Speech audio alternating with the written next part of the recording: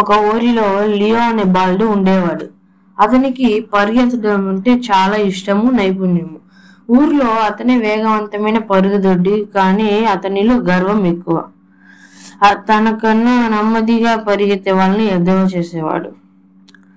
ఒకరోజు ఒక పెద్దమ్మ అతన్ని గమనించి లియో అతని వేగాన్ని గురించి పొగుడుకుంటూ ఉండగా ఆమె అతనిని పరిగెత్తే పోటీలోకి పాల్గొనమని పిలిచింది. లియో నవ్వేశాడు. ఇది తనకి చాలా సులభమని భావించాడు. పోటీ మొదలైంది. లియో బామ్మను వెంటనే వెనక్కి వదిలేసి ముందు పరిగెత్తాడు. కానీ అప్పుడు ఒక తాబేలు రోడ్డు దాటేందుకు కష్టపడుతూ ఉంది.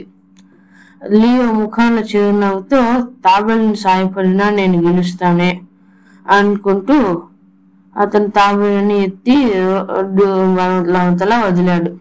మళ్ళీ తిరిగి చూస్తే బామ్మ కనిపించలేదు. ఆశ్చర్యపోయిన లియో ఆరా తీస్తూ చూసేసరికి ఆమె అప్పటికే గమ్యస్థానానికి చేరుకొని నవ్వుతుంది. లియో అడిగాడు, మీరెంత తొందరగా ఎలా వచ్చారు?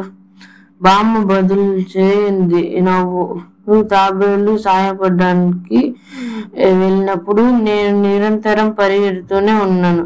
ఇతరులకు సాయం చేయడం మంచిదే, కానీ నీ లక్ష్యాన్ని మర్చిపోకూడదు అని చెప్పింది. కథ నిర్గతం. ఇతరులకు సాయం చేయడం మంచిదే, కానీ అది నీ దారిని మర్చిపోయేంతగా కాకూడదు.